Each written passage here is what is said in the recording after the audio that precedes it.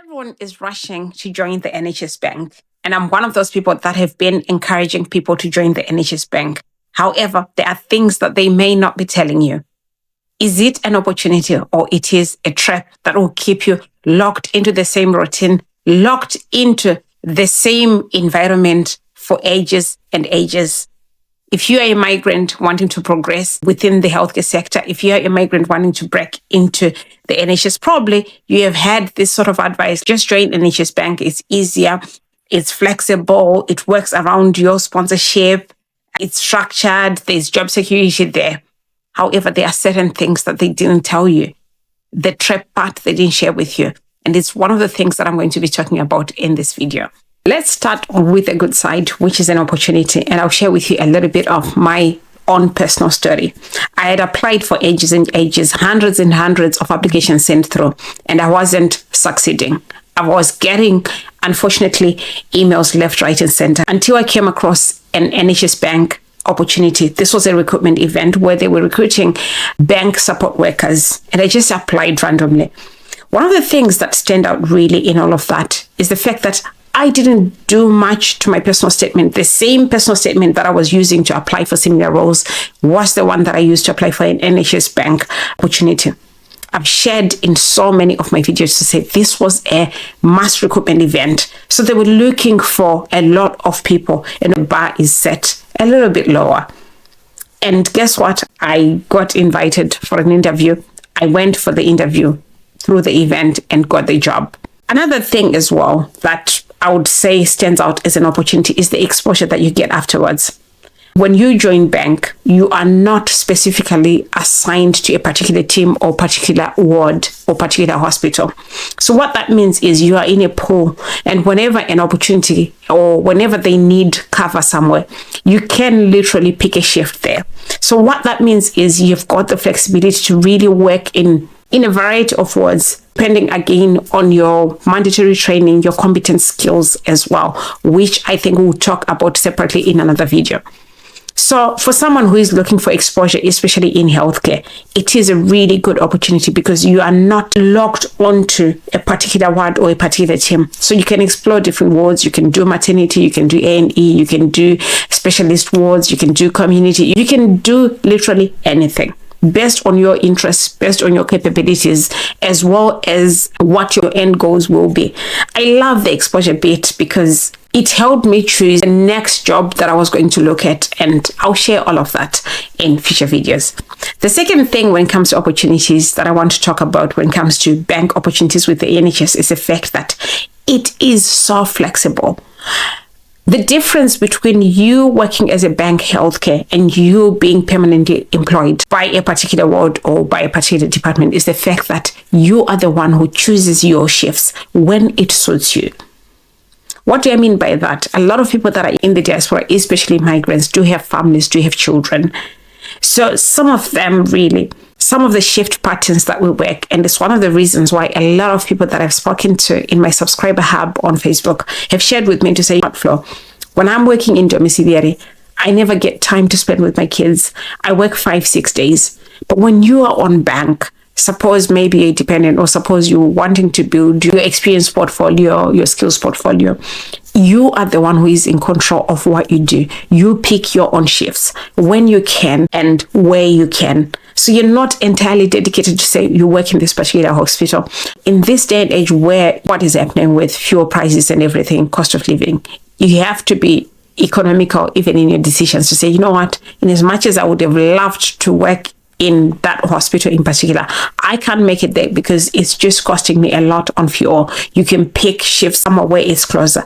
You are entirely in control.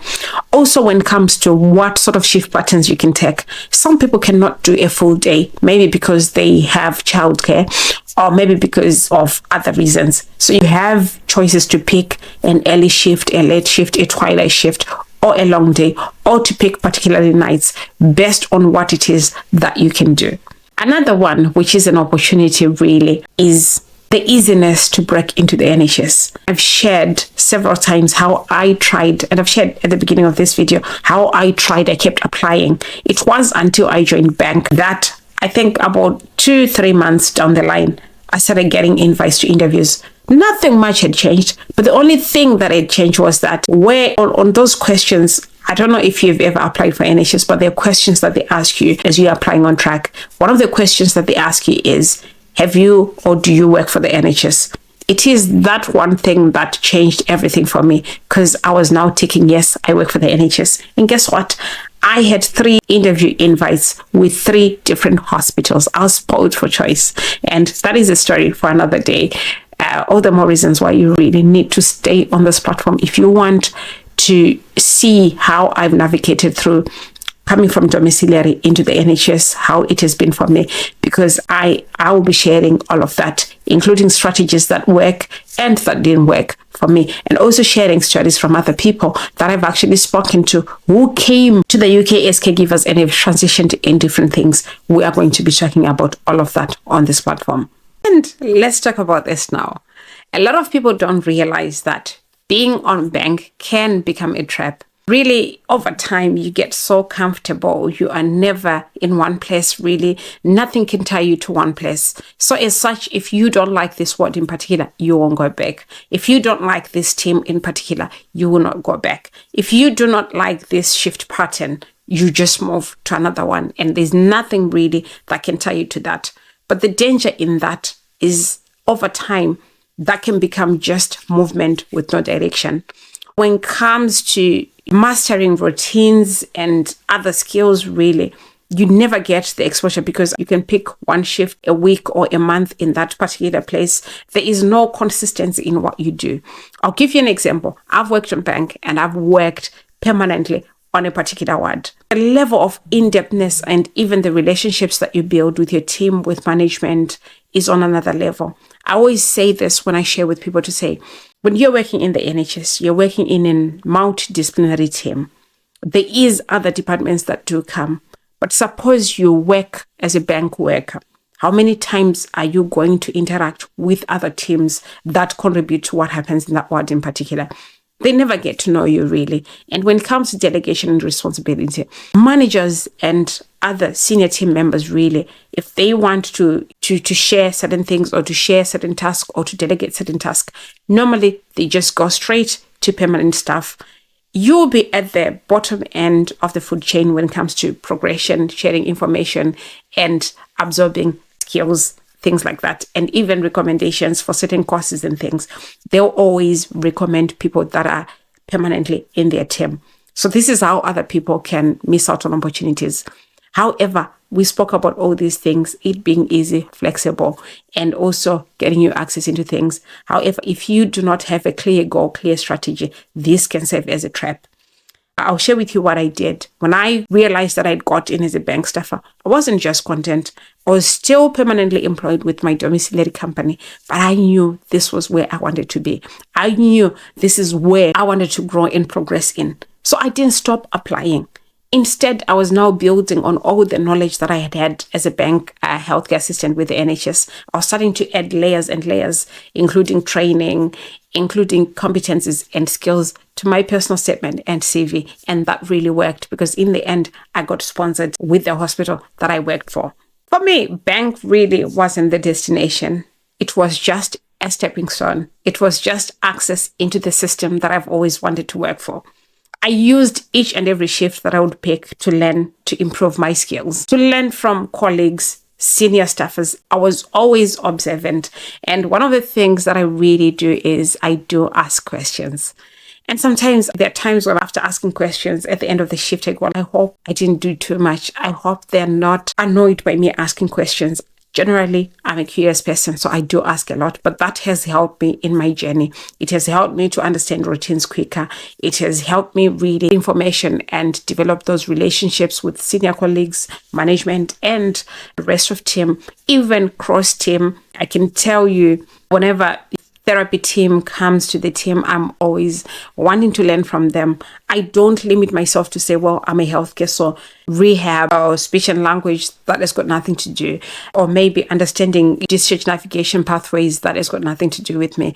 If it's a role that is within what I do, because care is an all-rounder. Care is that career that a lot of other people feed into. It's not just about the clinical team and the care team only. There are other people that feed into the overall care of that individual. So I always ask questions.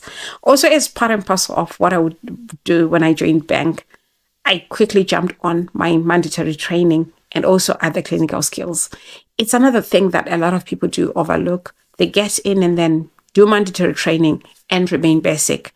One of the things that really gave me an edge over others was the fact that I quickly got onto my clinical skills. You need that exposure because that would then again increase the pool in which you can pick shifts from.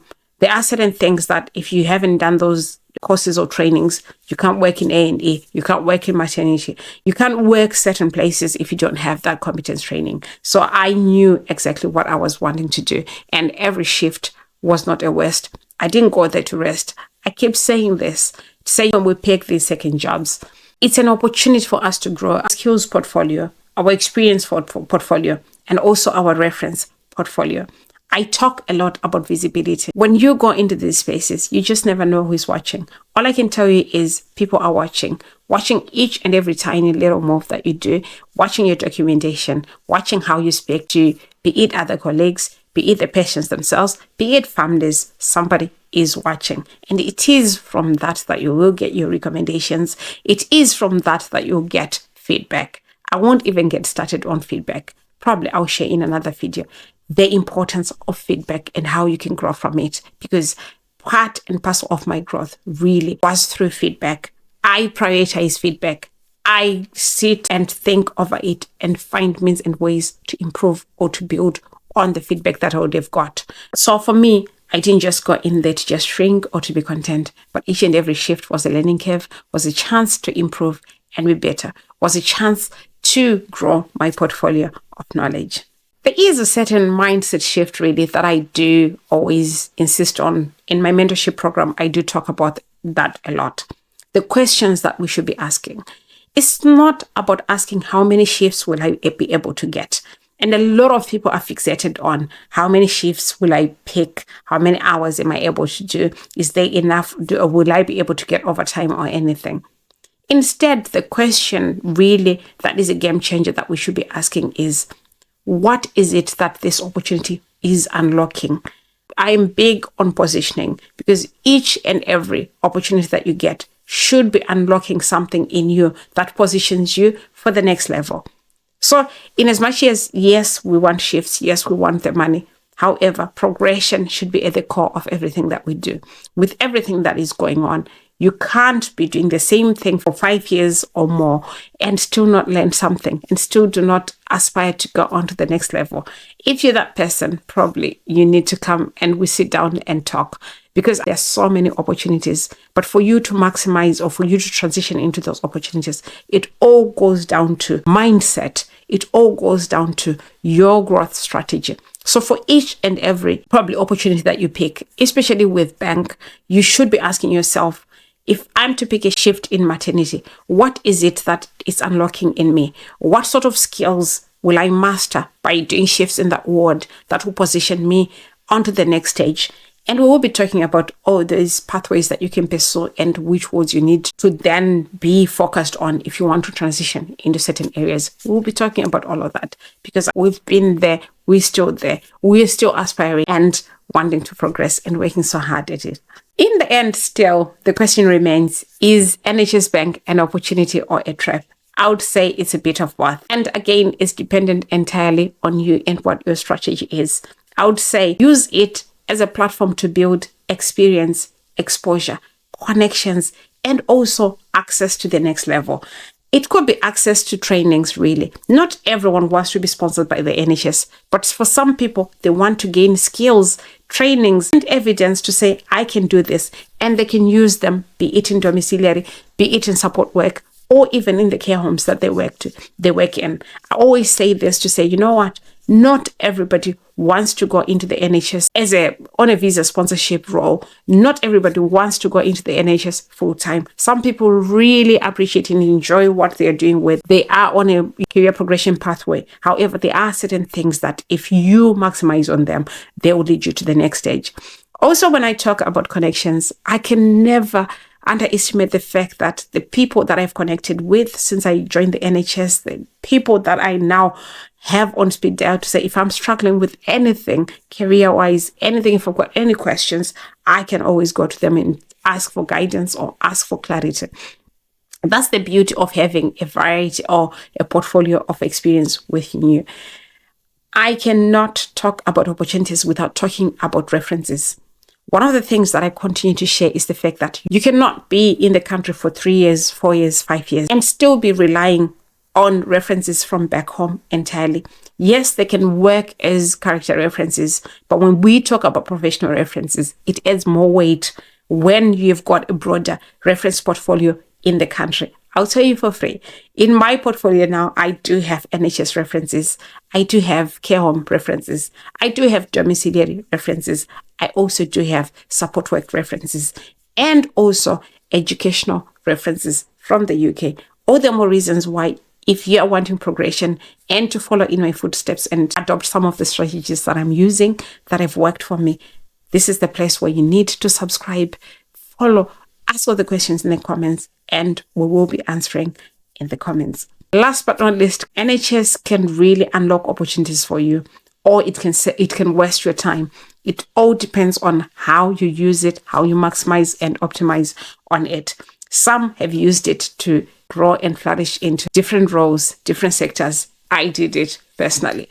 For some, it has just become another trap, another waste of time. It all goes down to how intentional you are, how strategic you are, and how clear your goals are as far as each and every step that you take in your career abroad is concerned, and also how clear your goals are for each and every shift.